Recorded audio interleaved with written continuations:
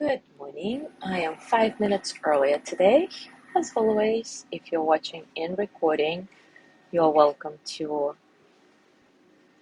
fast forward about 5 minutes or stay with us through our hellos.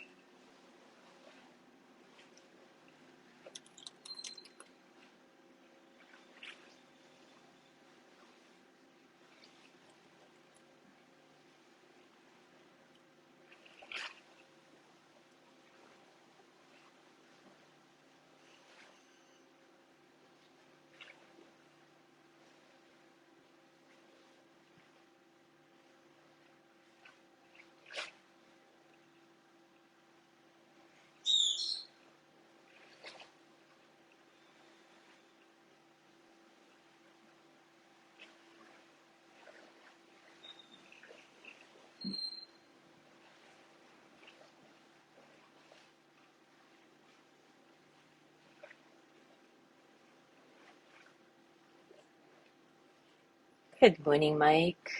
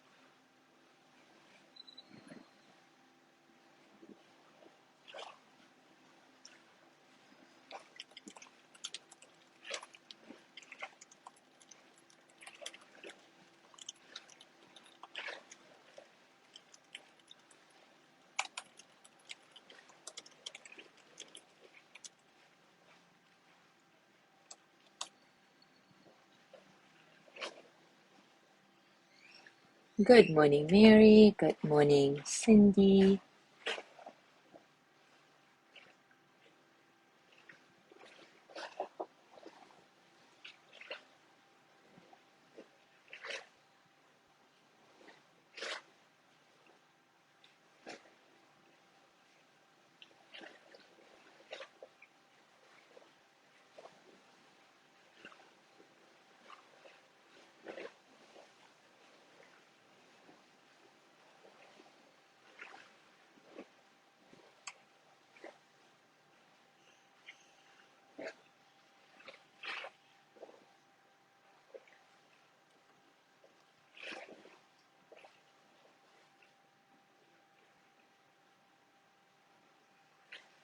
All right, it is time for us to start. In the past couple of sessions, we talked about disappointment and our expectations, examined and unexamined. Today, let's take a look at another powerful emotion that is closely related to disappointment and expectations. That is regret. I always say that I don't have any regrets, and I really believe it to be true. But when I read the chapter on regret in Brené Brown's book, Atlas of the Heart, it made me totally rethink my attitude. I'm still not sure if I agree with her or not, but I want us to explore her point of view today and see how it sits with each of you. And I'm very curious to know how you feel about regrets. So I would love to hear your reflections in the comments today, if you are willing to share. So, Brené Brown writes, both disappointment and regret arise when an outcome was not what we wanted, counted on, or thought would happen.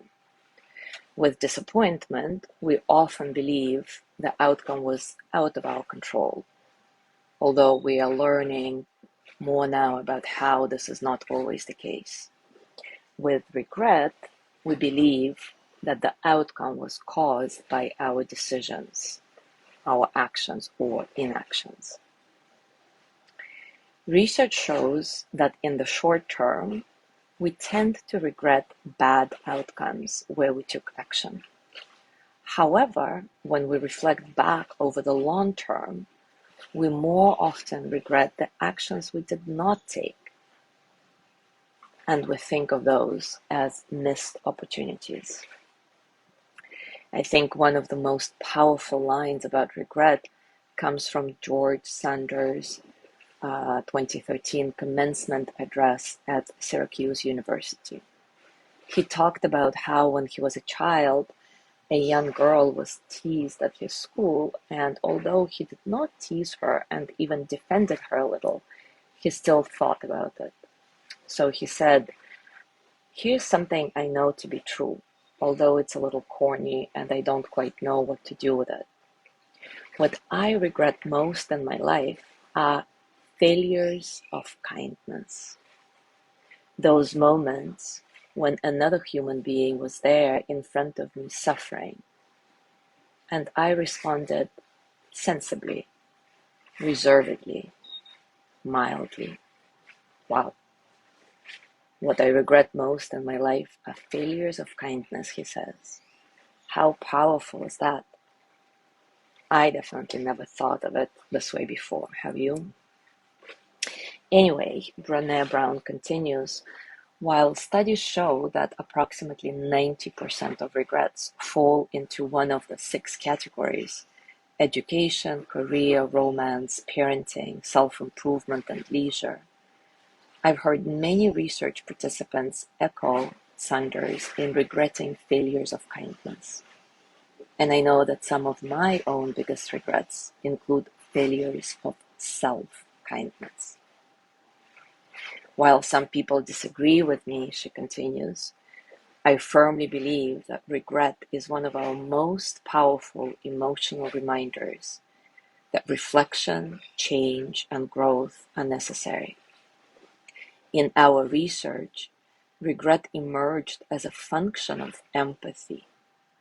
When used skillfully, constructively, it's a call to courage and a path toward wisdom. The idea that regret is a fair but tough teacher can really piss people off.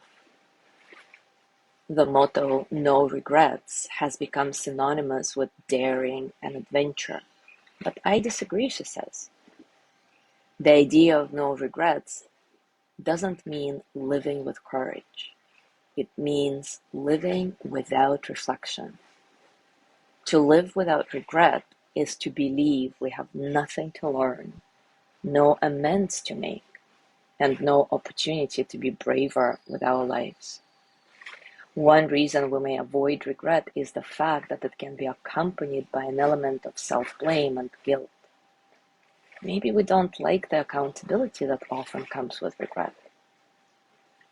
Wow, this is the passage that really got me. When I say I don't have any regrets in my life, does it mean I'm living without reflection? Am I not looking deep enough within to acknowledge that I actually do regret some things? Am I trying to unconsciously avoid self-blame or guilt? It's very interesting, isn't it? Well, definitely food for thought and exploration. So let's do it together now. As always, take a comfortable position and take a few moments to acknowledge all the circumstances of your practice today, both internal and external.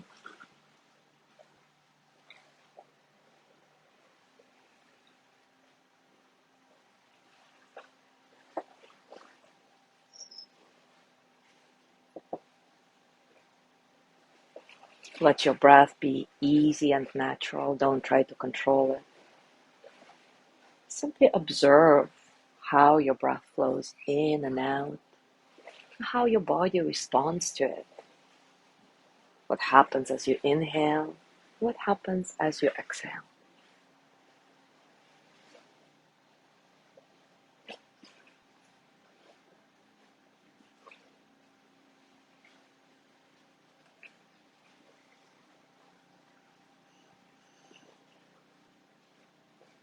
And now bring to mind something you regret. Or if, like me, you think you have no regrets, dig a little deeper, remembering that sometimes the most uncomfortable learning is the most powerful. Allow yourself to bravely open up the space of self-discovery. Perhaps you regret your failure of courage, whether it's the courage to be kinder, to show up, to say how you feel, to set boundaries, to be good to yourself, to say yes to something scary. Perhaps you regret not taking chances in your life. Perhaps you regret judging people around you.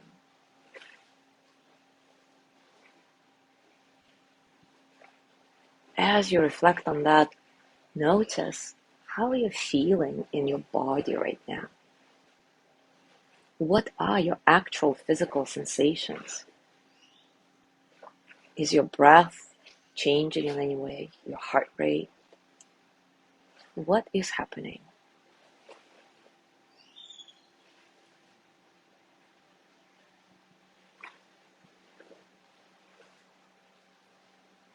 And as you notice whatever is going on in your body and thoughts, own it. And be kind to yourself as you start accepting whatever it is you find out.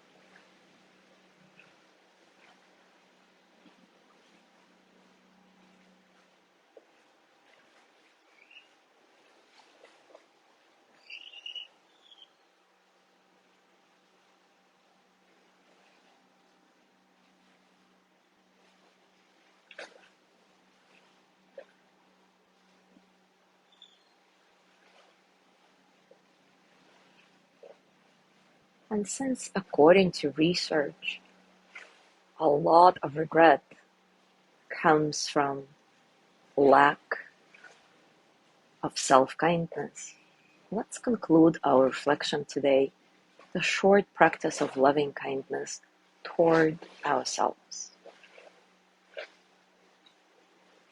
Repeat after me. May I be filled with loving kindness. May I be well in body and mind.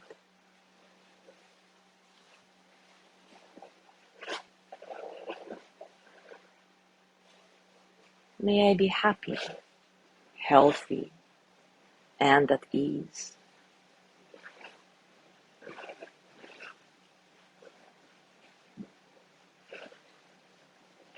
May I feel taken care of, loved, seen, heard.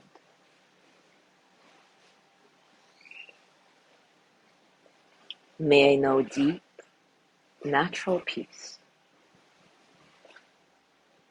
Continue repeating this mantra or your preferred version of it.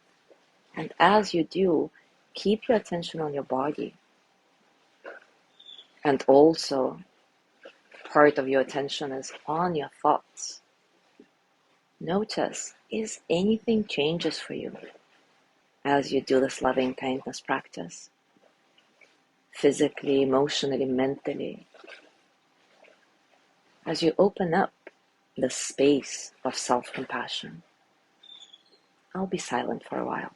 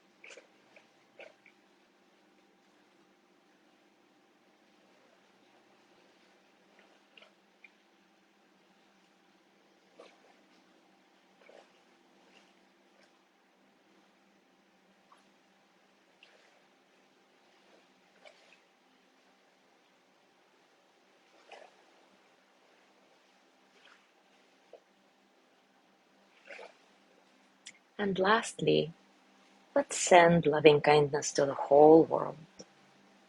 I love this new version I found the other day, and I already posted it in our Facebook group. Maybe you saw it.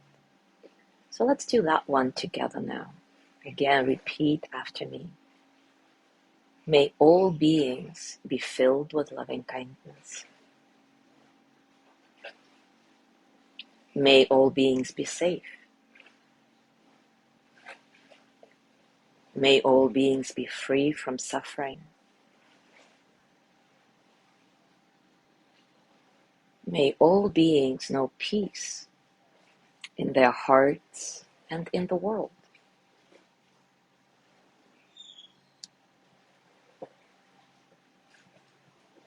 May whatever is happening to us right now be a part of what wakes us up.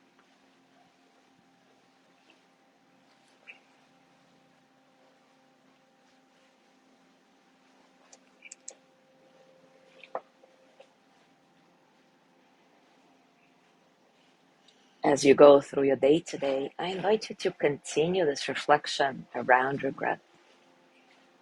Do you have regrets in your life? What are they? And again, if you are like me and have always considered yourself to be without any regrets, is it really true? Challenge that. What can you learn about yourself based on Brené Brown's approach? And do share your thoughts and findings in the comments. I'm really curious about how everybody feels around this topic. Thank you so much for being here today. Have a beautiful day, and I will see you tomorrow.